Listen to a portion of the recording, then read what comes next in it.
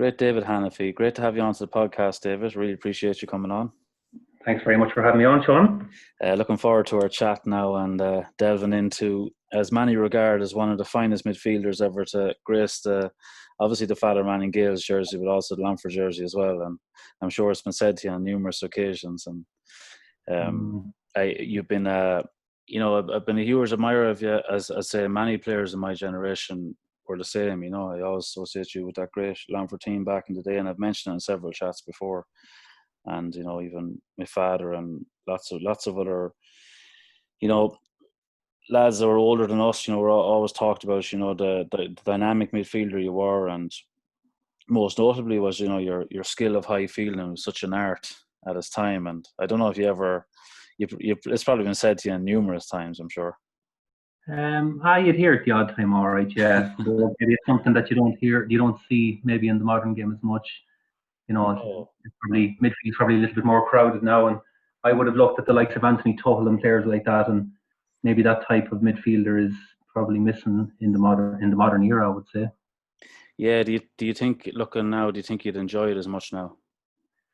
If I'm honest, probably not. Like, I'm probably glad that I played in the era I played, like that you could probably express yourself that little bit more. Like if you wanted, there was room to get up and field. It's a little bit more crowded out now.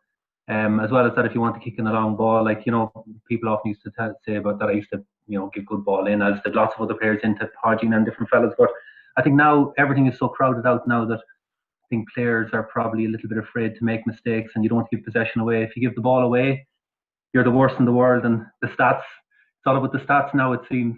Yeah, absolutely. And nobody wants their name being read out for the wrong reasons either. No, absolutely. I'd say football definitely has changed since the 90s. And I was even looking at a match there. Probably at the time it was regarded anyway at the time as being one of the best games of the 90s. Down in Derry, I think it was in 1994. I think Derry were the All-Ireland champions, and Down, I think they played up in, I think it was in Derry actually. I think it was in their grounds, and Down went on and bet them, and of course it was knockout then, so that was Derry gone. But when you look back on it now, there's a lot of stuff done then that you wouldn't get away with now. Like, it was more man to man stuff, and the backs might get it, and they just, at times, it wasn't as direct as maybe back in the 60s or 70s, but sometimes it was just get it out, like hoof it, Oh, absolutely. If in doubt, clear it out. That's right, yeah. And look at this, that had its own entertainment value too, didn't it? Like, it was all action. Every position was a real battle at that stage, because it's really majority of balls were 50-50, unless some teams had a few cute players that might have been ahead of their time a bit as regards playing their accurate ball in, but I think so. If anybody did anything that was a bit out of the ordinary, like Gavin Turner, when he came along, Gavin used to I remember Gavin playing soling it out a little bit, and you'd hear you'd have the fellas up on the hill shouting, "Will you kick the bloody ball?" Yeah. No, nobody wanted to do anything that was a bit too out of the ordinary, so we were sort of kept in line that way. And maybe Jim McGuinness, I'd say the Jim McGuinness era now definitely changed it, Yeah, exactly. I suppose Mickey Hart probably rolled it out, and then he took it to a new level. But it's funny, I remember when Gavin would be doing that, and Damien Sheridan would have done a good bit after him as well.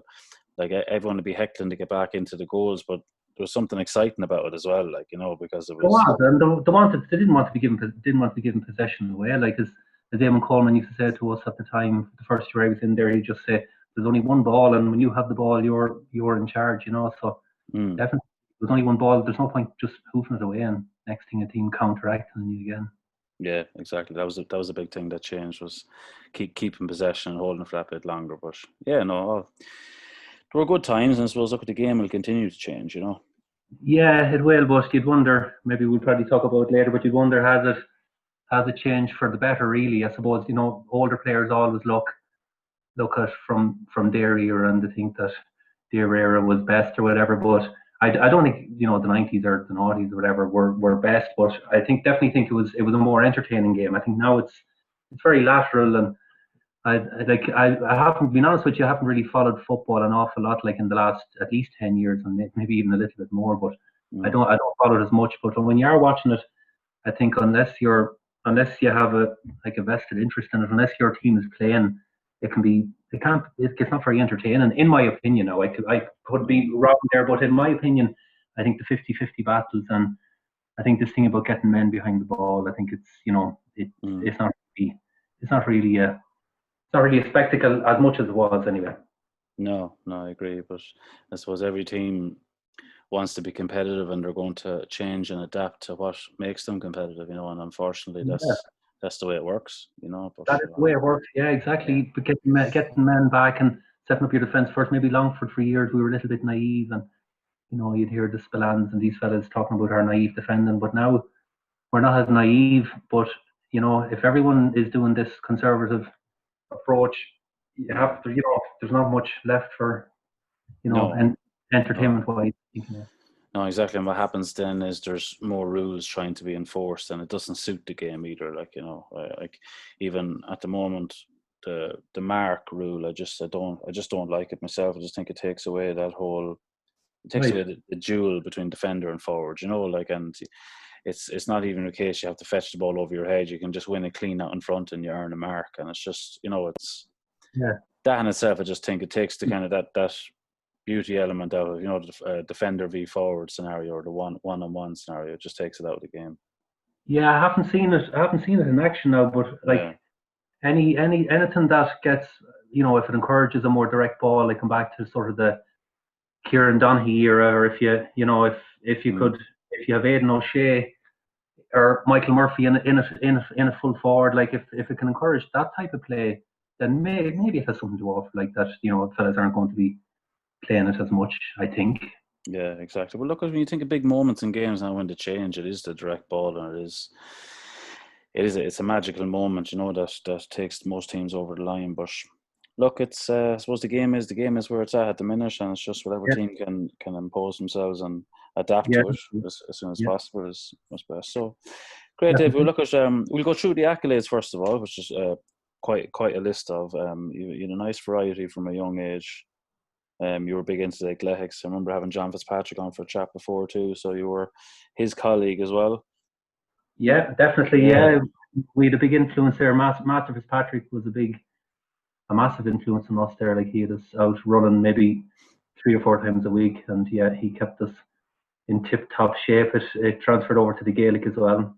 Yeah, I'll tell you, once you had a love for running from a young age, you weren't doing too bad. Yeah, absolutely, yeah. So at Father Manning Gaels, your 4 senior championships, 6 Division 1 leagues, 2 Leader Cups and 2 Under-21 championships. With UCD, 1 Dublin Senior, 1 Dublin Under-21 championship, and you were beaten finalists in the Sigerson Cup in 2000 and 2001. I actually remember seeing one of them. One of those games was televised, if not the 2 of them. That's right, yeah. That's it. Yeah, I think the one in 2000, that was the first year that it was actually on I think TG Cahir had it on. That's right. I actually remember watching that. It was a real mud fest altogether. It was. Oh God, it was. I don't think there was a blade of grass actually. To be honest with you, it was just the conditions were shocking, absolutely shocking. And then the next year was up. We played Jordanstown up in Scottstown in Monaghan, and we were bet again anyway. The northern teams bet again, but that was the year. That was the year of the foot and mouth. So there was no Sigerson weekend that year. It was like you had played your individual games. I say it was a hard one to leave behind, because it's a real prestigious medal, the O'Byrne Cup. It's hard to. I'm saying not the O'Byrne Cup, but the Sigerson Cup. It's a hard medal to come across, and you came close on two occasions. Yeah, it was tough. Yeah, definitely. Well, we should have won it the first year. We had Queen's bet. We actually had them bet, and got an old sideline ball. It was way out. They had a strong wind, and Tom Brewster, a Fermanagh man, he hoofed it over from God. He was out on the left hand side, and I think he was a left footed player as well. And whatever way he kicked it, he caught it lovely, and the wind carried it and over the bar, and they drew with us right at the end. And then extra time to bet us. There was a lot of tears shed at that stage. I'd say so, yeah. Players, and we were all in the pub afterwards. Oh God, it was hard to take now. Yeah. Yeah, like when it's it's a brilliant medal to get, and to come so close, it's tough. I'm sure chatting about it doesn't help now at the moment. That's it. No, it wasn't. Your Hastings Cup in 1997. Was Eamon Coleman was over that team as well, was he? Eamon Coleman was over that team. I think that was, I was looking through some of the old clippings, and Michelle was talking to you about the famous black bag of clippings. That's right, yeah. I was looking through that, and I got, I think that was Coleman's last match. Yeah, Big Niler was the captain there. He had a stormer, absolute stormer that day. That's right. He was full back at that time, wasn't he? No, he was full forward then. Yeah, full I think forward then. Okay. He moved on. It was Eamon actually that moved him up full forward, wasn't it? Yeah, I think Eamon and Desi Dolan, they were the fellas there. Niall was always, he was like, we would have, just looking at that schoolboy team there now, we played against Abilara in a schoolboy final, and we bet them well now, and Niall was in the back line then, so he was the back all the way up, like all the way up, up into Mel's, and then then they moved him up, and he was serious in that final, and we actually, that team, we bet Galway in the final in that, and they had Porrick Joyce and Derek Savage, John Dively, and a few different. They had a great team, and in the semi-final we bet Mayo, and poor Philip O'Hara, actually, he was a great player for Granard. He broke his leg that day. That's right, yeah. That put Philip out of action for a few years. He was a big loss to Granard and to Longford, Yeah, it does. A tough injury at that time too, and you wouldn't really, the recovery and the rehab wouldn't have been where it should have been at that time either, which would have made it more difficult to come back from an injury like that. Yeah, I think then when he was coming back, I think he had another setback too. So he was in bad luck. Yeah, that game was up in slashers, and I remember Mark Galuli, he broke his leg too up in slashers. So slashers. Unlucky ground for some. Yeah, exactly. But that was a good win anyway. The Hastings Cup. It's actually the only thing that I won with Longford. I wasn't around for the World Cup in you missed that through injury, was it, David? Yeah, towards the end of '99 or 2000, I missed out on that. Yeah, tough too. And what was the injury at the time? I think at the time it was a sort of in my upper quad area. Okay. I was taking frees off the ground then, and it was sort of they thought I had a Gilmore's groin or something, but it turned out that it wasn't. So it's one of those things that comes back, and it would sort of affect you every so often again. Even these old injuries you pick up, but it's just one of those things I never really got to the bottom of, sort of in the flexor type area. Yeah. Okay. Your underage Drumlish National School, you won a number of B titles: schoolboy 13-a-side league, championship and blitz, community games under 13, Gaelic football gold medalists. In athletics, Connacht cross country champion under 12 in 1990, bronze All Ireland team medal in 1990, BLOE Longford Sports Person of the Year in 1990. Tell me a bit about that. I don't know how I got awarded that, to be honest with you, but it was just because I won the Connacht title that year, and then the team event we won bronze. So I don't know who informed. I can't even remember who informed me of it. Maybe Master Fitzpatrick, or I don't know, was Mick Wall or some of these fellas involved in it. I don't know who selected it, but the BLOE they were the governing body of the athletics. I think it was Board Luchlas, Oakland and Hare, and it was like the younger version of the. I think are they called Athletics Ireland or something now, but I just got awarded with it anyway. I went up to a function in I forget where the function was anyway, but I think I sent you on a photo of John Wilson. That's right. The at the time, he was presenting me with it, and sure, I was pure nervous kind of getting the award anyway. And he was trying to put me at ease anyway, and he ended up chatting to me about Grandad and everything, and I was going, Jesus, how does this fellow know me? Or how does he know Grandad or whatever? But he was really nice. Like he tried to put me at ease. So sure, I was pure nervous going up there in front of a crowd. I didn't want to be there at all, to be honest with you. Was you been nervous as a young lad? You would have been, or? I'd say I would have been. Yeah, definitely. I definitely was nervous as a young fella. Yeah, I wouldn't have been putting myself out there, type of thing. Yeah, and so that was one thing. Definitely, when the football, it does help you. Yeah. Socialise, and it can help to take you out of your shell a little bit, I'd say. Yeah. Absolutely. I got a great laugh out of that picture you sent me here in the middle, which I talk about some lads never changed, and sure I could pick them out straight away. Yeah, he Never changed a bit. yeah, the heads. A few lads have lost maybe a bit of hair. That's about it. I didn't want to say it, and No, yourself and John are probably the only two left with a good head of hair. oh yeah, well, Cahill has a good head of hair too. In fairness. So, come here. What was it like growing up in the Hannify household for yourself? Obviously, your family and family members have gone before you. Football was obviously massive in your household, and legends of the game. What was it like for you growing up under that, and who were your big influencers? Definitely. Sure, like I think anybody who's into Gaelic football, like there's always that little bit of a family influence.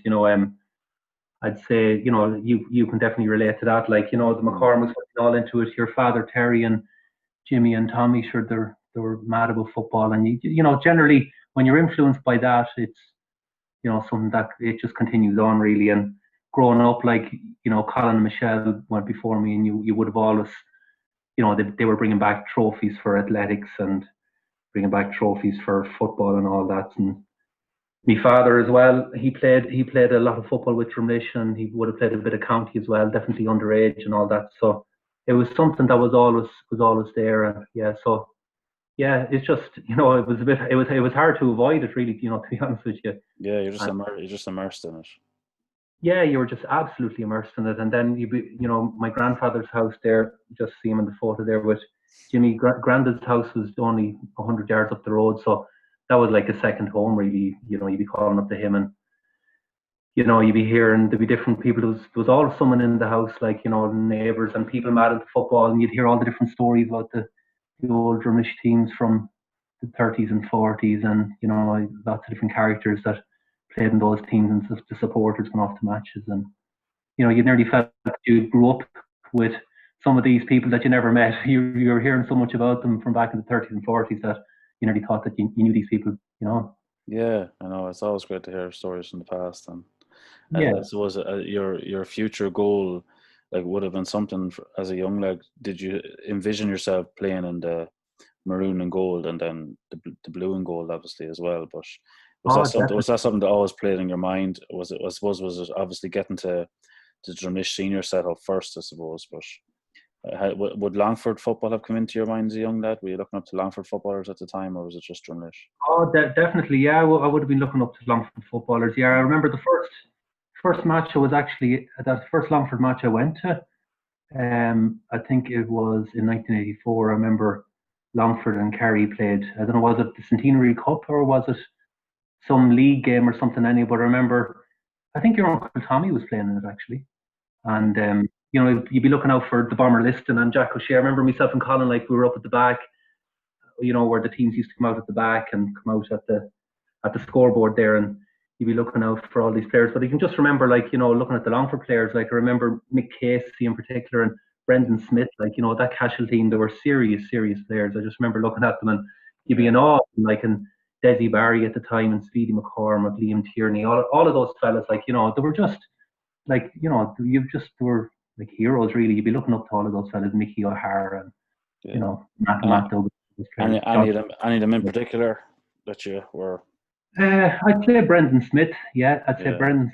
He was one player. You just like I remember we used to go to Father Manning Gaels matches, and I just remember, like, I don't think there could ever be Cashel at the time. Cashel were just a serious team, and most of the time when you go to those matches when you're young, myself and a few others like Francis Noonan and a few of the rest of them, and you'd be just mooching around, like, just you wouldn't really be watching the match. But I just remember seeing that Cashel team, and they were like giants, just coming. And Brendan Smith was some player, like he could kick it left or right off the ground, and he was, they were just brilliant players, like, yeah. Yeah, he was an all-rounder, and like yourselves, like when you got up, and I know we'll touch on it now in a while, but you kind of became that team then, that Drumlish team you were a part of, because we would have looked at your dominance there for a couple of years in the same way you were looking at that Cashel team.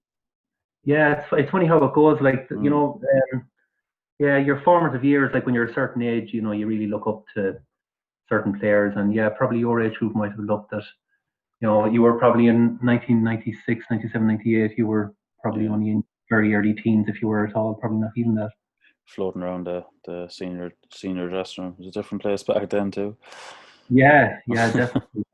I like they were all big influences. Like my grandfather was certainly an influence there. Like Yeah. you'd be hearing stories of what they won with Father Man there, Drumlish at the time. The club was called. They were playing with Drumlish, and he won things then with Galway. He won a Galway Championship medal and played in an All Ireland final. So they were things that you'd always hear off other people, and they'd inspire you that like you'd want to be, you'd want to sort of you want to emulate them. And like was there pressure amongst you as youngsters, like to not to play, but I mean to perform and win and to do well in football? No, I wouldn't think so. No, you expected it off yourself, probably more than an external thing. Like it was just, like we were just sort of competitive, and I think you just sort of get, I suppose, some people, sport is their thing, and other people are into music, and other people are maybe into business or whatever. But I suppose sport was just our thing, and it's just we're not, there's lots of families are the same as well. Sport is their thing. Yeah. And this was coming up through the ranks, David. Would you have always been dominant in your age groups, or were you a late developer? Yeah, I was just looking at that when I was looking through the clippings, like, and that schoolboy team there. I was in fifth class. Like it was a great team. Now, in fairness, you see Martin and Mike Mulady. Yeah. Peter Davis was there, and Ryan Duffy, coach and all the Gallaghers, and Gary Brady, Cathal Riley. There's lots of other players maybe that didn't play beyond schoolboy or under 14, but there were excellent players, Michael Tully and JPK and David Rowan, all these fellas. But we had I was young enough for me class, so I was like, say, the lads who were just a year ahead of me in school, like they would have been 2 years ahead of me in football, so when we won that schoolboy, like I was still quite young. I was playing up front and that type of thing. So then I think when we got to under 14 level, at that stage then we were playing with Saint Vincent's and the Ballinamuk schools. Then around the same time there's a great bunch of lads in Kiltacreva and Gaig School.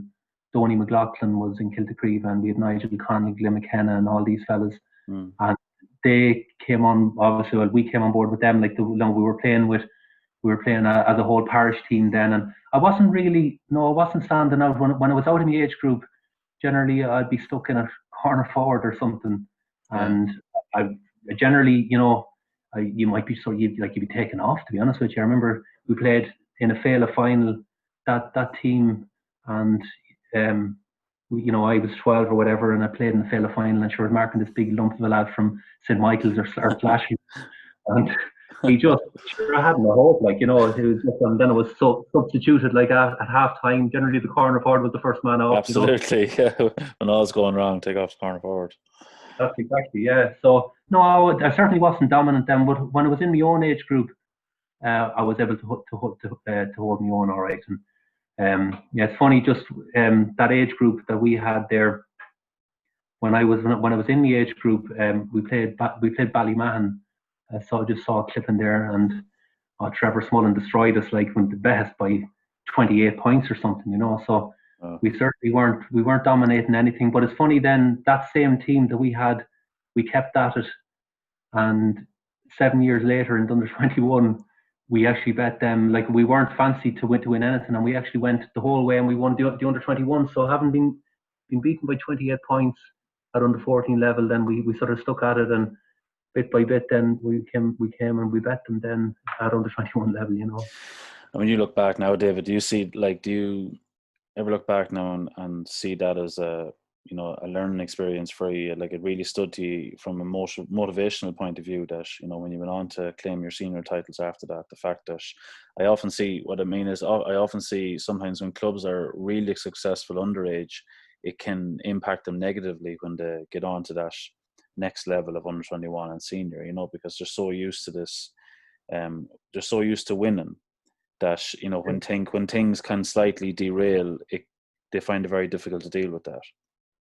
Yeah, you often see that. Like, yeah, I definitely agree there. Like clubs maybe that won an awful lot at underage level for whatever reason.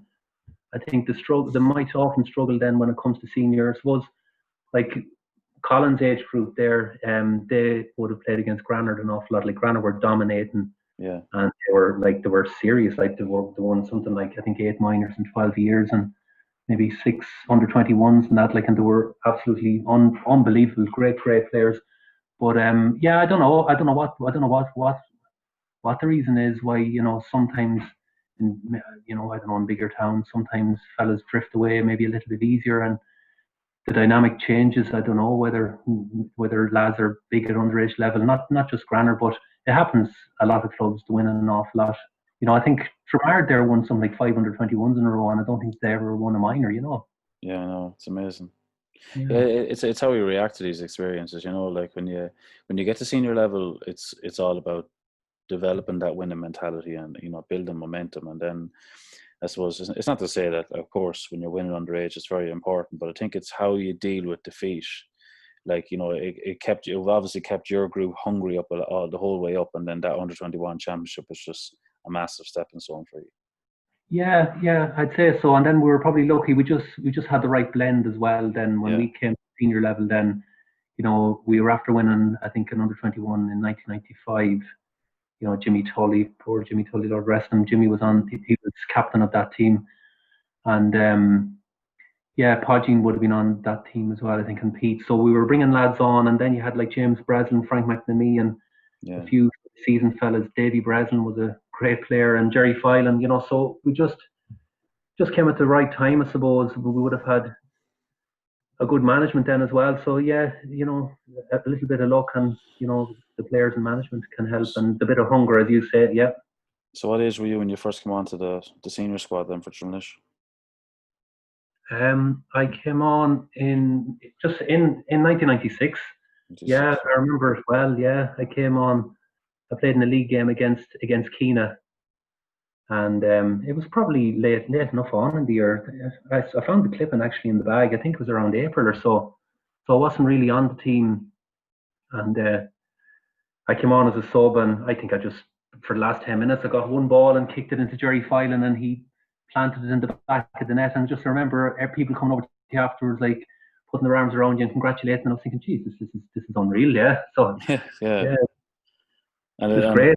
And were you brought on in midfield in that game, or how did that come about? Or I think I came on as half forward, and then I played the next game. Then we played against Slashers, and I didn't do too bad in that game. And yeah, it's Mark and Joe Riley.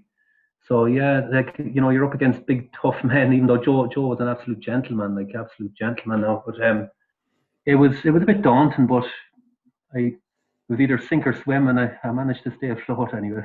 Well, definitely at that time. And was it Jimmy's idea then to put you into midfield? I think so. Yeah, I think so. Like, cause he. And do you think he saw? Did he see something in you that you wouldn't have been aware of yourself at the time? Do you think? I do think so actually. Yeah, because because like only a few months previous to that, I was corner forward on the Longford County minor team, and I was probably lucky enough even to make it. If I'm honest, and like I wasn't starring at all. Like it was just lucky to make it. And we in the under-21 that we won. I remember Jimmy being at the matches, and I think he saw that there was a little bit of potential in the whole team, like that we had the makings of it if we were guided in the right way. And yeah, I suppose he probably realised that further out the field was probably the best place for me. It suited me better than on the inside line. It takes a certain type of player to be in there, and maybe I wasn't suited to it. Well, I wouldn't say as you weren't suited. I'd say you probably just had so much more to offer out the pitch. And then I'm sure it was a thing of growing in confidence and like finding yourself and finding your position. Yeah, I'd say so, definitely. Yeah, because I didn't expect that I was going to be playing at midfield at all, and then it just sort of a permanent fixture then. Yeah, I suppose. Yeah. No, I wasn't being very honest with you. I wasn't setting the world alight at all. Like really and truly, when you look at I think Pádraig Gill uploaded a few videos, and I wasn't really doing a whole lot. And I suppose to my credit, I was doing the simple things right. I was just like when I got the ball, I was playing a simple pass. Generally just give it, and once you're moving, and the ball is moving, when you're only 11 stone or 11 and a half stone, you can't be hit. Yeah, but you say it so humbly, like it's so casually, but like to coach that into a lot of fellas, you wouldn't believe how difficult it is to get a lad to do the basics. And Yeah. they're still to this day, they're still so effective. You can get guys who can just do the simple thing, keep that ball moving. Yeah. It's very effective. Yeah, definitely. Yeah, yeah. Do the simple things right first. Anyway, catch it and give it to a man if you're facing the wrong way. Give it off to him, and yeah, definitely. And like you were a young lad at this stage. You were coming in. You were playing a massive part in this Drumlish team. At what point do you ever remember a certain moment, or was it a game, or was it anything in particular that you realised we have a serious group here? I don't really know. I Was it think that under 21 maybe? Was it that? Did you like obviously you knew you were talented. You had broken down that barrier and you bet Ballymahan in that final, was it, or Granard actually in the under we 21 bet, one? we bet Granard. Yeah, Yeah. in '99 we bet Granard. Hmm. Yeah, but then before that, yeah, in '95 we won the under 21. So we knew that we had the players. Yeah, but for some reason, before myself and Donny came on the scene in '96 and David Rowan, um, yeah, they had lost the year before. I think well, it was a big shock. They lost the first round to Keena. I think Keena scored 3 goals, and I forget what it was. Anyway, they were beaten by a point. So there was always a little bit of potential there, and I don't think they had won a first round. I think it was 10 years. I think it was 1986 up to 1996. So we played Kilo in the first round in 1996. So I think when you're playing a local rival like that, you know what I Yeah. mean. I think that's the one thing that can spur on like a local club team like that can, and Kilo were champions then as well, and I think we got the goals really. The goals won it first that day. So once we got over the first round in 1996, I think maybe confidence started to build a little bit, and we played. I think it was Granard after that, and Granard had a very good team. Granard still had fellas like the McGoverns and Yeah. Brian O'Hara and all those players, and we bet them by 3 points, and we were lucky enough. And then in the next round, it was Rathline. So we met Rathline actually 3 years in a row in the semi final, but that was our first year playing them, and we just got over it, and got to the final. So it just sort of happened as well. To be honest with you, You you know, know. and like back then, it was knockout. There was no second chances, and you talk about the rivalry with Kilo and Drumlish back in that time was very high, and now today it's non-existent. Really, it's amazing how it can change with time, isn't it? Yeah, it's funny. Yeah, I'd say that was, yeah, it would have been a big rivalry then, even though we probably weren't really expected to win a championship then, But I think everyone at that time would have wanted to beat Kilo anyway. Sure, like they were champions, and you Yeah. had legends like John Torr and Matt Duggan and Declan Rowley and Speedy, and they had great players. Mark Milner was still playing away, and so to beat them, it probably gave us, I say, it gave us great confidence. Very confident, yeah, and as like would Jimmy would he been manager? Would he have given you much feedback as a manager in relation to the position you were playing, or Yeah, um, yeah, I'd say. Well, yeah, he wouldn't be afraid to tell you if he thought that you're doing wrong. Anyway, maybe the first year or so, I'd say he you know, probably held off a little bit. But as we went on, like he did definitely expect us to mature, and he wanted us to cut out sort of silly things because we did some silly things as well when you look back on videotapes as well. But everyone does silly things playing football. You can't oh, be of perfect. course, no, you're never going to go without making mistakes, But But he definitely was giving feedback. All right, like he'd be telling me, if you get a chance to go, definitely, in 1998, like he used to tell me that. I think at that stage, probably just looking back on the videos that Porrick Gill posted up like that, I probably was growing in confidence at that stage, and I probably was a bit more assertive and demanded the ball a bit more, and went running through the middle, like was probably imposing myself a little bit more in the game. Yeah.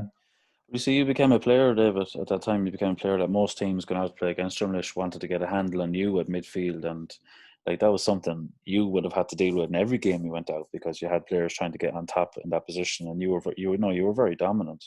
So, like obviously, that forced you to grow as a player. and obviously with confidence as well. With performance comes confidence. Did you find that with yourself? Yeah, definitely. Yeah, when confidence is high when you're playing well. It's a sort of it's a bit of a loop. Yeah, you're playing well and confidence is high. Yeah, so yeah, you would have like they even say it even in the modern game, midfield is the area that you want to win. Like all the ball goes through it, but definitely in that era when the ball was being sort of more or less directly kicked out to the four midfielders. There wasn't really a kick-out strategy. It would have been an area that people would have wanted to take control of. Yeah, definitely. And like even your style of a midfielder at that time. Now I could stand corrected here, but for me, you were there was quite a difference between your style of midfielder and what was the general type of midfielder in the county at the time. In that, I felt you had, you were a lot more mobile. You were able to move with the ball. You kept the ball moving, and you were a great distributor of the ball. Would you agree with that? In saying when you look back, with your style of a midfielder was very unique at the time. Jenny, I don't know about unique. Being honest with you, no, what I mean by saying unique is that I wouldn't say a lot of midfielders had that arsenal. Like had that ability. They were big men. They were big men. They were like obviously would have been very dominant, competitive in the air. But as regards being the most mobile and being the best distributors of the ball, I wouldn't say so. Well, I don't know. I suppose I'll take your word for it, but definitely, like I remember playing against big men there. I think the first year, yeah, Matt Duggan, he was a very good player, Matt. Like but he was very strong as well. Big, strong, huge presence. Yeah. Yeah, when you're going up against fellas like that, you can't underestimate just that type of size and the horse McGovern from Granard and up against Eddie Farrell from Arda. So there were like every footballer is different, I suppose. Where do you think you had the advantage? Do you think you had obviously you had a great leap on you, a great pair of hands. Had you an advantage on the ground? Do you think? As your movement. Well, I think I had to make it some sort of an advantage. Like I suppose what we used to do is, I know everyone goes on about Cluxton and that, but David Rowan and goals, like David used to be watching me. Like I used to try and get a little bit of a run at, so it's like just before David Rowan kicked it out, I used to say to him, like, watch me now if I'm going to the wing or if I'm going to the middle. So there was a little bit of thought put into it, I suppose. So any ball that I did win, it was down to a good kick out really. And then I suppose I found when you'd maybe go into county under 21s or that, like probably the odd goalie then would just want to just sort of drive it out as far as they could. I couldn't really understand that, to be perfectly honest with you, because that's just a 50-50 ball. Like it's as much of an advantage to the opposition as it is to us. I used to think when you have a kick out, it should be at least a 60-40 ball in your favour. So David Rowan there was a great little goalie. Like he used to watch me and he'd chip it out, and he hadn't a massive kick out, and there were no keys. Yeah, but he should kick it out lovely. And then Eamon Crowe, of course, he was a natural free taker, so Eamon Crowe could just kick it with his left foot outside of the boot, inside of the boot, no bother. Was that something you would have worked a lot on, Dave? Would you rehearse that a lot? You would have. Yeah, definitely. Yeah, I would have. Yeah. We used to set up a little bit on backs and forwards and that type of thing. It was we used to try and if the half backs used to maybe come looking for it short, and then just leave a little bit of room there, and nothing too extravagant, but we often used to try things then where if I was one wing and I'd run the other wing and John would go into the space, because you get a bit of a run ahead as well. Or if it was for John Fitzpatrick or James Breslin or for myself, you try and create a little bit of an advantage to ourselves. Yeah, and I say you definitely would have the pace to get there as well. Yeah, I suppose that's probably one thing that I had going for me, was maybe a little bit of pace around there. All right, yeah. And you need a manager to see that as well. So obviously Jimmy was big on you working on that area. He obviously wasn't. Like as you said, it's very easy just to put the ball down and especially at that time, and just bang it out and 50-50. Especially if you had big men in the middle, you probably could afford to do that because you had that advantage. But yeah, a coach needs to be able to see. Well, look at, you probably wouldn't have had the height advantage, so you needed to work on that aspect of it. Yeah, that was it. Like sometimes myself and Colin were at midfield before John Fitzpatrick came as well, and we're not 6'3" or 4. Colin was very, very mobile. Like Colin was like I don't know, he was on the go constantly, and James Breslin as well there. So yeah, when John joined us then in 1998, he came back after taking a break from football. He was a massive boost for us. Like he could win. John could win any ball. He was just a powerful man. John was some player, like. Absolutely, yeah, and you could put him in as the target man as well. Exactly, yeah. It was another option there if we just felt that, it wasn't working out for us, And come here, what were obviously you had an array of characters in that squad, so I can only imagine what the training sessions were like, and as regards driving each other on, and like what kept it going. Like, was it certain individuals you put it down to? Because I'm sure when you are a successful team and you're getting a run at it, sometimes it is hard to maintain it and retain that level of competitiveness. What was it like? Were those sessions like, when you look back in your Gael sessions, was the helter skelter all the time?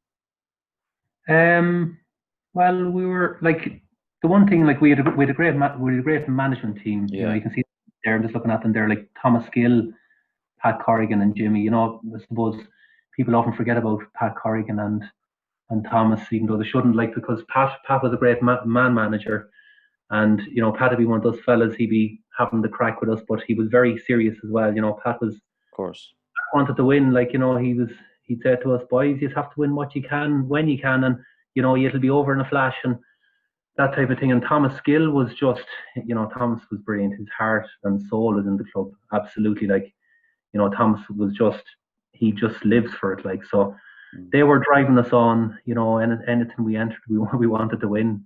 And the players then as well, like, the senior members, like Frank McNamee Frank was brilliant. Like, he was just a real steady presence. Like, I think Frank came back in 1996. He was with civil service, and he played during the 80s with Father Man and Gaels, and then I think he was gone for a few years to civil service, and when he came back, like, he really steadied up the ship now at centre back, and he was just a real, just a great presence. Like, he was just, he'd inspire you. Like, you'd safe with Frank. You know what I mean? I know, and it's great to have had those sort of characters involved. When it rubs off in players, and even to that message to be delivered to you, win what you can, lads, while you can. It's so important and it's so true. Oh, definitely. The time frame is so short.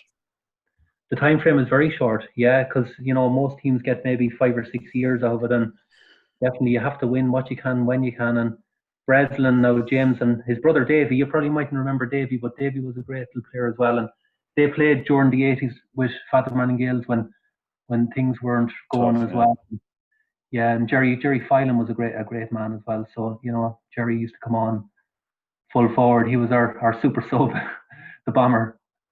And like that era, those lads that struggle through that's what paves the way for success, Like, every club goes through that, and only for those lads not sticking with it and ploughing on, like, you wouldn't have the great days afterwards. That's it. We had some great characters as well, Porrick Brady and the likes. Now, they were always up for a bit of crack, and they made the training sessions enjoyable as well. And it was a great tip on. I'd say that who would you be marking the most in training, or who was the in training? Let's see now. Probably used to mark. Jimmy Tully used to be out around the middle a good bit, and Colin and Breslin, and I remember. And he'll give you a bit of hardship during training. No, I remember in 2001 when Anthony Brennan joined us. He won a championship with us in 2001. He used to put Donny on me, Donny McLaughlin, and Donny was like a clag. He'd be stuck to you, but he used to enjoy the two of us. Like, he used to put a 50-50 ball between us, and I could see him winking at the rest of them, like, watch these two lads. And Donny was just waiting to go. And Donny was brilliant. Yeah, Donny was some player. It was nip and tuck between us now to see who'd get it, and we were hassling and harrying each other all the time, So that's great. That's a push you on, isn't it? Oh yeah. I think any team that can have that element in their training sessions, it's, you can do all the drills in the world, but when you go into playing a bit of football and you have 26 to 30 lads just going at it, like, there's nothing better. Yeah, definitely. And even like when poor old Paul McCormick broke his leg, you had Micheál Kane was ready to come in. Like, we had a good squad, in fairness. Like, there was Strength and bench, yeah. and Pat McQuaid was there as well. He was a great player, and Martin and Mike Milady, very very determined players, and you need all these fellas. There was a great will to win in that group. You have to say, that was the biggest thing. Yeah, absolutely. And David, when you came into this as a young lad, for a couple of years there, you knew nothing else but winning, really, didn't you? Like that, this is what you were experiencing from the get-go. Yeah, definitely. Yeah.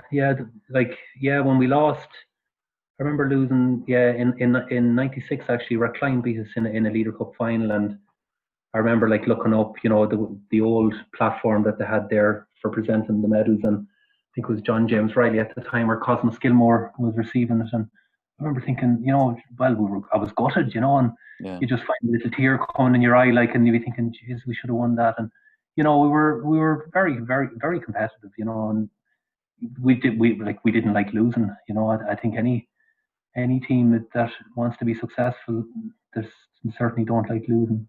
Yeah. I know, no, and it's just something I'm curious about, because you would come in as a young lad, and you're in this winning environment, and you're winning county championship after county championship, and then the thing kind of changes, and you find yourself then in a scenario where it's very difficult to get back to that county final, let alone win it again. And so I'm just wondering how that experience was, kind of finding yourself in a transitional period where you're after coming from being in a winning setup nearly all the time to, it not being not that it was straightforward, but you know what I'm saying, not being at that level anymore. Yeah. Well, after 1998, we had a good run in Leinster, and it was great. The club was on a high, and I think, in fairness, I think most people in the county, if not all GA supporters, were glad to see a Longford team anyway. Oh, of course, yeah. Have some little bit of success outside of the county, and to show that Longford players could compete at a certain level, And after '98, then I suppose people might have had, thoughts that we could do whatever, this, that, or the other, but you're brought back down to earth fairly quickly. We were bet in the first round. Ramard deservedly beat us, and that was it. No back door. We were gone, and fair play. Ramard went on and to bet all the opposition that was in front of them, and the won that county title. So we were trying to get back to that level. I think we were very determined after that, actually, because that was in 1999, and as far as I'm aware, we won every competition that there was to be won after that. Because we were so determined. We won the under-21 that year, and we won the Division 1 and the Leader Cup, and I think they won a Division 1A, I think it was called, or something like that. So we were fairly determined. And then in 2000, we were determined to make amends, and we thought we were flying, and we won our championship matches probably by too big a margin in certain ways. And then we went to the final in 2000, and Abbey Lara walked all over us. They totally deserved it. They were the best team, and that was a bit of a blow, to say the least. Yeah. And we had to pick ourselves back up, and there was a determination then in 2001 that we weren't going to leave it behind. That was a big thing for us now, and we pushed ourselves very, very hard. We didn't want to lose that one anywhere, for sure. So I think after we won that, it was more a sense of relief than anything else. I think it was more relief than absolute joy.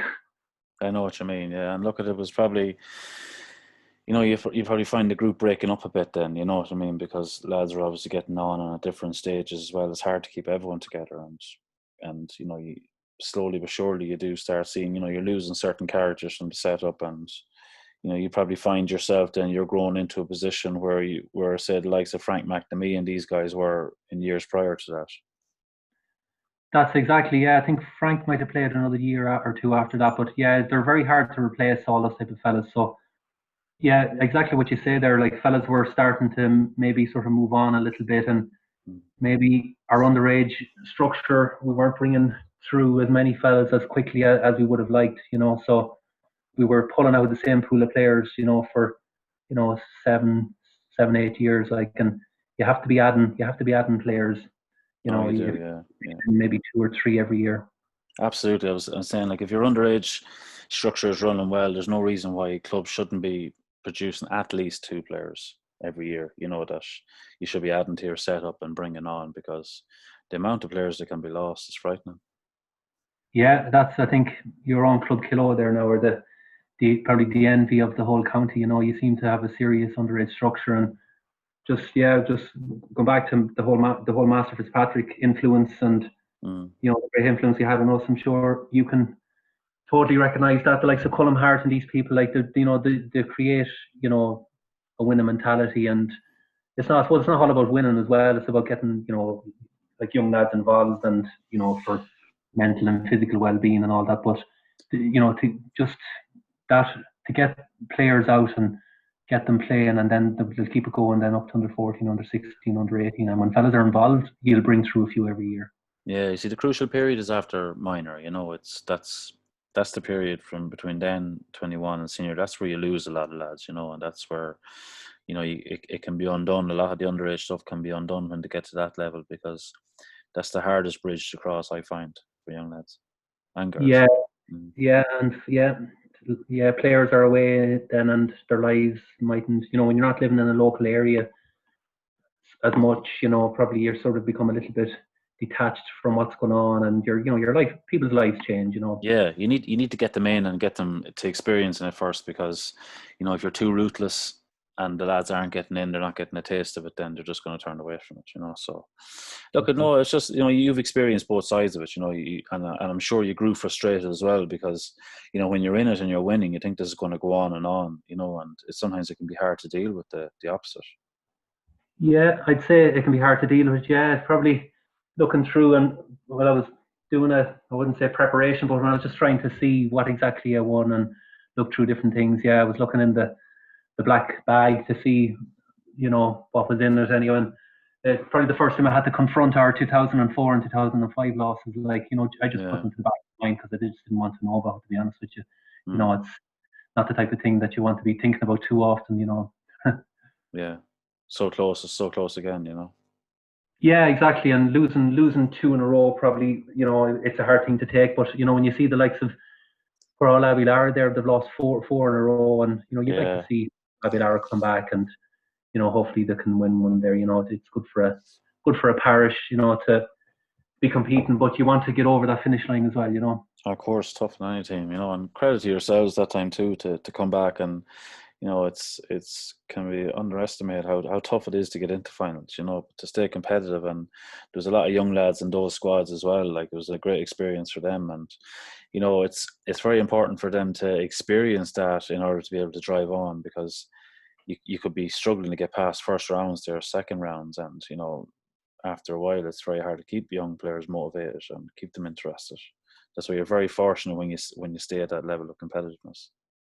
Yeah, I suppose we were in, I think it was 7 finals in 10 years, but we staggered up onto the 2004 and 2005 final, and I think we lost probably in the first round of both years. So the back door kept us there, and a little bit of dogged determination, and I think we beat Ballymahan in the semi-final, and probably if Ballymahan had got to that final against Clongish that year, they definitely would have given them a better game. They might even have beaten them, but probably not really. But they definitely would have given a better show than we did. They had that little bit of rivalry with them.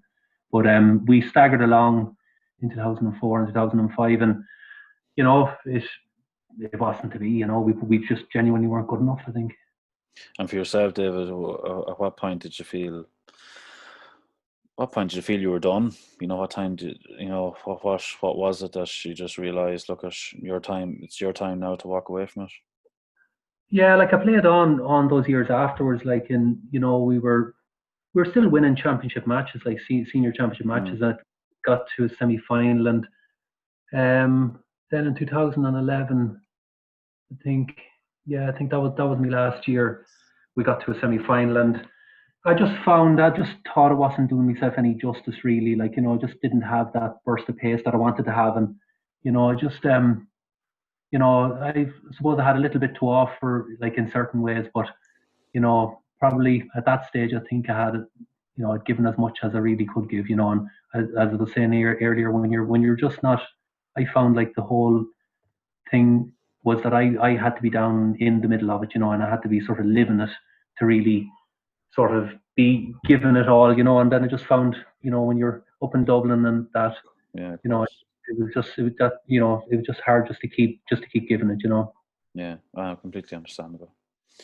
Going from, huge success at club, how was the transition on to county then, David? Did you find, was it tough? Was it a tough step, as in, because obviously you were so successful with the Gaels at the time, and you were playing football non-stop. I'm sure there was very little, there wasn't no real break or downtime as such. Did you find a smooth transition into the county?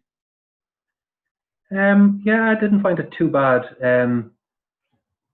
Yeah, luckily enough, like there was a few lads from Drumlish were in there, so it made it a little bit easier. Like, I think at one stage we maybe 5 or 6 members of the panel there, and yeah, so I would have known in the Barden and things like that. So I didn't find it too bad. Like, I was called in with the under-21s at first, and went on and played the first senior match in 1998. So yeah, I didn't find the transition too bad at all. Yeah.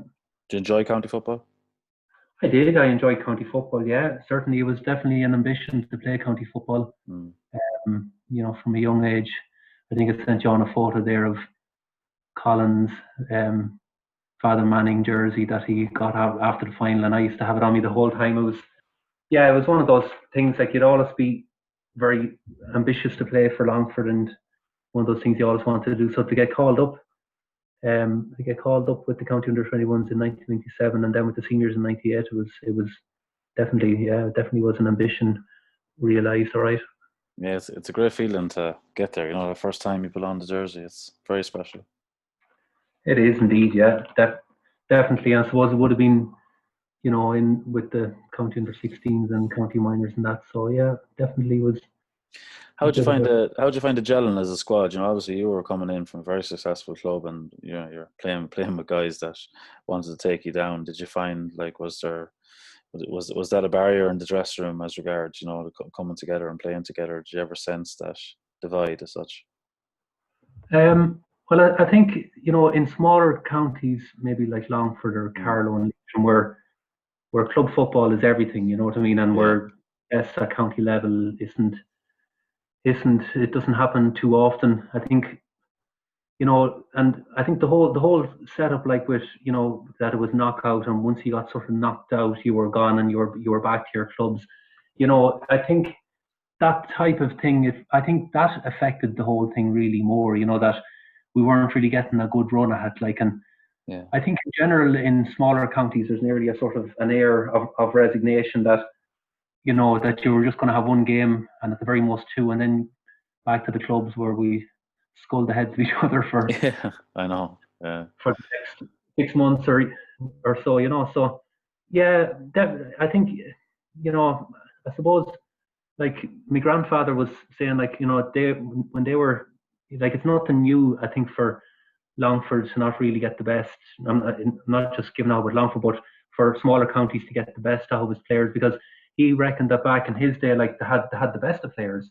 He plenty about players from Killashee and Mullinyacht, and plenty about Rogers is from Mullinyacht, and I think it was McDermott's and Marsden from Killashee, and the Grannards, they had Joe Reagan and Niall's granddad Tony Sheridan was playing, and all those players, but they just couldn't really seem to get together at a county level fully, and like, the Drumrish teams in the 30s and that, they were fit to beat, the Cavan champions Cornafane and Mullahorn, as were the Granard teams then, but it just seemed when it came to county level, I don't know whether it was that there just wasn't an emphasis within the county on it or whatever, that it just didn't come together. So it's nothing new, I think, for that thing, but I think whoever set up the development squads, I think, that brought through those good minor teams, I think they definitely deserve serious credit. They brought through the likes of Enda Williams and Shane Mulligan and Declan Riley and Brian Kavanagh, all those players, and the likes of yourself, all that age group.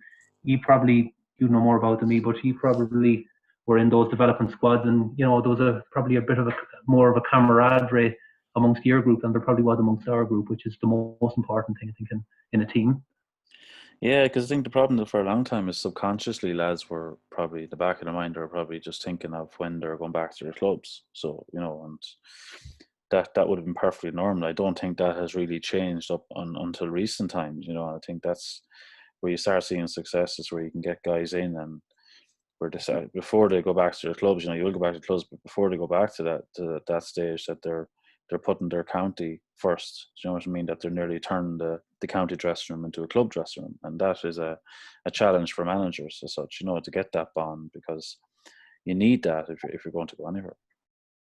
Definitely, like I was thinking about that, like to develop that sort of a club mentality in a county dressing room. I think was something that we probably didn't have, and just to get that thing, and in fairness, like I saw younger fellas coming on, and you'd see like Brian Cavan and all of them. They're all great friends, the younger lads. You know what I mean? I'm not saying the older lads weren't. There was a great group of lads there, like Podgin and Trevor Smullen and Niall and all of them, and they're all good old friends. Liam Keenan, all savage.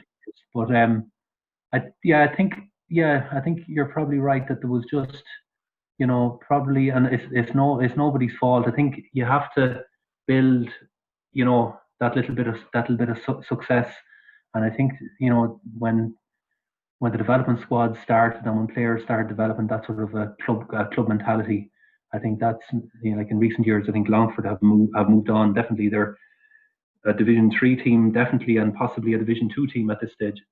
Yeah. I know. Look, things have changed. Things have changed socially too. A lot of lads a lot of lads have friends from different clubs now, whereas back in the day it would have been a lot more clannish. Like not that far back, but you would have been a lot more clannish. Lads have a better relationship outside of football now, and I suppose on the flip side of that is you wouldn't like to see that affecting the competitiveness edge to it too, because I'd be a big believer in when you go out that regardless of your relationship off the pitch, that you're really competitive against your opponent. You know what I mean? That it wouldn't impact on the game in that way. Yeah, I think younger lads in general now are probably a little bit. They're definitely not as cliquish or clannish now, and you see lads there on Facebook, and they're all in WhatsApp groups and that, and it's not like they're all good old buddies, and I think it's the best way really, and you'd hope that they could still go out and have a competitive edge at club level, because club level and club football in Longford it was always competitive, all right. Yeah, and still is, and it's great. It's great to see, like, and it's as open as ever, especially this year's championship. It'll be as open as ever. Yeah, exactly. We'll see. Yeah, it'll be I'd imagine Kilo and Mullinocta would be the two teams most people have mentioned, but there'll be others hoping to get in there, I'm sure. Yeah, absolutely. So, David, how was life after football for you? Oh, it's great. I've no adjusting to life after football at all. Yeah, living up here in Maynooth, and probably. Was it a hard adjustment, or did you find when you were finishing up, like with club, like did you just have enough at that point that did you play through years there where you maybe you weren't fully enjoying it, but you're just soldiering on? Maybe a little bit towards the very end. Yeah, like I suppose when you played for so long, there's a sense of duty, I suppose, and a bit of an obligation. And like I always enjoyed playing for Fatherman and Gaels. I also enjoyed playing for Longford. Yeah. You'd sort of I had no problem adjusting, but you'd wonder, like, I know there's a lot of talk probably at the moment and talking about like players, who geared their whole lives towards football, the way it's gone now, and the high dropout rates and all that type of thing. And you see the likes of, I haven't really been following football too closely, but you see like the McCalliskey from Tyrone, and there's a few Cavan footballers and Donny McKeown and all these fellas, and they've been sort of in maybe a bit of an inter-county bubble, and the likes of them might find it a bit harder to adjust. But it's I think it's hard for lads there when it is their whole life and they have to adjust. But I haven't had any problems adjusting now, to be honest with you. No, and you've been involved in coaching too, like, which was, it's nice to stay involved with the game afterwards. And how did you find yourself in that position? How Was it, smooth? And again, was it another smooth transition? Did you enjoy the coaching part of it? Yeah, I have to say I really enjoyed coaching. Like I trained St. Vincent's teams there back in the late 90s. I think actually the team that I trained they played against your team. I remember playing Tommy was manager. That's right, And yeah. we Not sure what played area that was again. Yeah, I think we played you in some sort of a final over in Newton Forbes. I think you won anyway, but the likes of Enda Gallagher and Yeah. there's a few other lads that probably never played after under 14. You probably remember like Senan Dolan and Charlie Pulling. There was loads of other lads, but Mickey Yeah. Kelly. So it was yeah. I would have trained all those lads at underage level, and You end up playing with a lot of them too? I ended up playing with a lot of them. Yeah, and I would have trained Kean Brady and Sean Diffley and a few of those fellas to I think an under 12 B title or under 14 or something like that. So I was involved there. Yeah, when I was living around the Drumlish area during the summers, I was coaching a lot of teams then. And I suppose when you move away, then it's just harder. It's harder to commit. It is. It's harder to commit. Yeah, and probably then I was in the school. I trained the schoolboy team. Then we won two Meath 15-side Division 1 championships in a row there. So there was great buzz in the school. Then we're bunting everywhere, and yeah, it was created a great little buzz. So that was, I think, the last time done it. Before that, Michael Newman from Meath was actually the captain. That was 15 years beforehand. So wow, that was a great little win there, and we won 2 years in a row. Yeah, brilliant for the school. Yeah, it was great. Yeah, definitely. And would you like to get back into with the Gaels, like as in a coaching capacity at some stage down the line, or would it be a desire of yours now at the moment? If I was living down there, I know if I was living down there, I'd be stuck in the middle of it, and it's probably to my detriment. I'd probably be taking it very serious, and I'd be getting all worked and pacing around the place, that type of thing. So if I was down there, yeah, I would be. But if you're not around, it's probably that little bit harder to commit to it, I'd say. Yeah, I know, I get that completely. What do you consider your greatest sporting achievement, David? Greatest sporting achievement, I'd say probably captaining the 2001 championship and league wins. I think they were, I put a lot into it personally, I'd say, and just to finally, after the disappointments on the previous years, so we just pulled it together, and so captaining the team, in 2001. I'd say the 1999 under 21 win was a great one as well, because you're playing with lads your own age, and we were always beaten all the way up, like beaten at under 14 and under 16 and minor. So to actually win something with your own age group, and when it's totally unexpected as well, that was a big one too. And just talk to me a bit about the captaincy. How did you find that experience? I'd say I probably took a lot probably on my shoulders. Like I was 23 at that stage, and I wanted to win so badly, because I felt we let ourselves down, and I probably took it a little bit too serious and pushed myself hard and tried to push everyone else on as well. But we had lots of good players there that were very willing to take it on as well. But I enjoyed it. I totally enjoyed it. I was delighted to be meant to be named as captain. Yeah. And like, would you have, obviously, how you're talking to, you would have put a lot of pressure on yourself. Did you find that affected performances at all, or would you have taken extra responsibility for things that mightn't have gone the way, or what was the mindset? Yeah, I would have put a lot of pressure on myself, all right, but I think I played fairly well into 2001. The finals now, I probably didn't play too well. Now, just looking back on some of the old footage, and I'm thinking, Jenny, anyone looking at this would be wondering, what's this fella? He's not up to much at all. Like, so I don't think finals I ever played really well. I don't know whether I put pressure on myself, but I didn't really like, the build-up was grand, but hanging around the dressing room for an hour and a half beforehand, that type of thing, I just found some of the best games I played was when I'd rather just arrive 15 minutes before the game, to be honest with you. But Yeah, only it's amazing how it's amazing how lads differ so much in that regard. You know, some lads like to loiter around for a while and get settled, and other guys just want to hit the ground running. Yeah, no, I couldn't stand hanging around, like, and I know, some fellas love that and to be getting rubs and all that, but definitely some of the best games I ever played was just arrive, put on your gear, do a little bit of a light warm up, and hit the ground running. Yeah. Yeah, and so you had to push yourself out of your comfort zone at times too, as captain.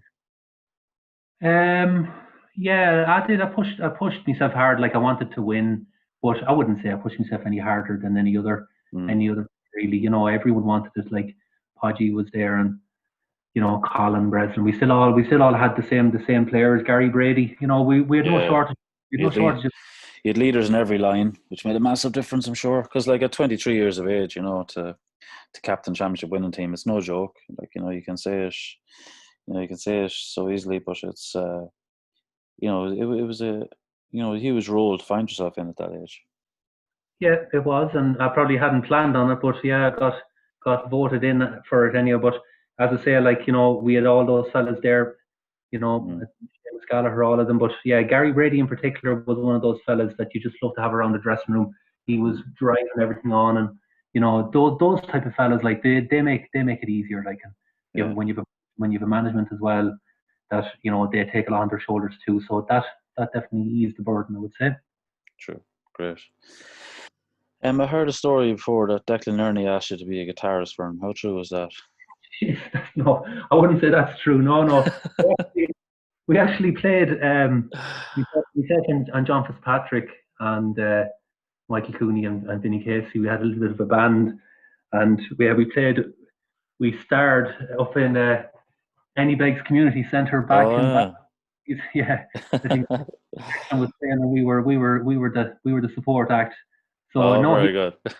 he didn't ask me to be a guitarist, but yeah, we'd know Declan fairly well now. Yeah. Yeah, no, you could have taken an alternative route. There might have been no football played if you fell into that. Oh, really? Yeah, a country and western superstar. And Kamiri, I also heard another story that you were big into celebration styles. You put a lot of work into your celebration styles away from the pitch. What? goal scoring celebrations. I never heard that now. God, I don't think I ever celebrated a goal. I think I'd nearly be running back out after scoring. I sort of nearly wouldn't want to celebrate it, to be honest with you. I heard when you were enjoying a couple of pints now, you like to practice a few different celebrations. God, I'll have to think about that. Maybe might come back to you later on. It might come back to you. I'll have to talk to you when this is over now. Not to worry. I said I'd pick your brain on and see how true those stories were. See, these myths can be going around, and mightn't be any truth to them at all. I'm trying to think how long that myth has been around now. That's totally new to me now. Totally. All right. Okay, so I said I'd mention anyway. David, how would you like to be remembered? How would I like to be remembered, Jenny? That's a tough one. God, I don't know. Just the story there. Now, I remember I was at a Brave Giant gig only, I'd say, in the last year, and a lad your age he came up to me, and I think he was living over in Australia, and just totally out of the blue, like, he just said, thanks for all the memories that you gave us. During the 90s, it was a great time to be growing up, and you brought a lot of happiness to us. And I was a bit taken aback, like, it was Jesus. So yeah. I'd say that'd be the main thing, that you'd just like to be remembered for bringing a bit of happiness, and hopefully people enjoyed watching you play and that type of thing. Yeah. I don't think you could put it any better. Yeah. So lovely thing to hear back. Yeah, it was nice to hear, actually. I was taken aback, like, and I didn't know what to say to him, but he was just sort of saying about the great times that they had growing up, like, in the parish, and that there was great buzz and the cups coming into the school, and I think that's the power of the GA, like, that whole pride of parish, and it brings everyone together in a parish, like that type of mentality, the flags and the bunting, and if every parish could experience that, at least once every 20 or 30 years, that'd be great, you know. But it doesn't always work out like that. No. Very true, very true. Right, Dave, we're on the spots. Best midfielder you played alongside? Oh my God! No, you're putting me on the spot there. Oh God, I always like playing alongside like a strong midfielder. So I'd have to say, like Liam Keenan was one of those fellas that he put himself around. In terms of sheer class, I think Enda Barden was just a serious player. Like, you know, he was left foot. You know, he had as good a left foot as anyone, and you know he played with Leinster and all that. So between the pair of boys there, I'd say they were probably as good a midfielder as you could play. I know I'm forgetting about poor old Fitzy there now, but Fitzy was a type of player as well who complimented me as well, and he was a team player. So I don't know. You can pick one out of the three. I happily play along. I any of those fellas. All right, cool. I know it's a tough question, but fair play. If you could change one thing about your career, what would it be? One thing about my career, God. I don't know. I suppose I'd like to have won something with Longford. Like, you know, we won the Hastings Cup. It would have been nice to get maybe to a Leinster semi-final or a Leinster final. That'd be one thing. That'd be nice to win. I would really, I suppose, actually as well. Yeah, the run we got, actually, the run that we got in Leinster, you know, that game against Éire Óg. Yeah. That was, you know, if you know we bet Clane, that was a big win for us. And then to lose out to Clane, if we could have won that game, that would have been, you know, I think we would have been playing Kilmacud Crokes in the final, and we were in with a good shout there. So that would probably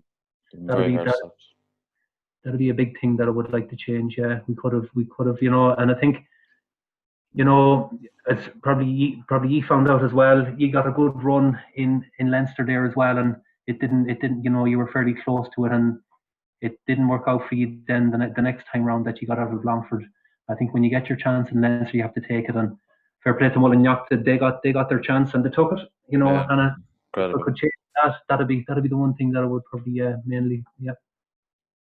Great, David. Great. You're a gentleman, and you know, I really enjoyed that. Great insight, and you know, as I said at the start of the chat, you know, you were a one of a kind midfielder, and you know, it's lovely to hear that little story of, you know, fellow clubman coming up to you and, you know, telling you how much you were appreciated, and you know what you did along with all the other lads you were part of, and the joy you brought to Drumlish at the time, you know. And you know, you'll always go down, you know, you're always in the conversations as one of the great midfielders Longford had, and people always admired you as a player, and you know, you should be very proud of that, and you'll be hearing it for years to come, I'm sure. Oh, I don't know. We'll see anyway. Thanks very much, Sean. Thank you. No, not at all. I really appreciate you coming on, David, and having the chat, and wish you well for the rest of the year now, and with the coach, and well, we might see you around Longford hopefully a bit more regularly. Yeah, exactly. Thanks very much, Sean, and I wish you the best of luck in your own retirement, and wish you the best of luck in everything else. Thanks very much, David. Appreciate that. Okay, thank you. All the best. Take care. Good afternoon. Okay, bye.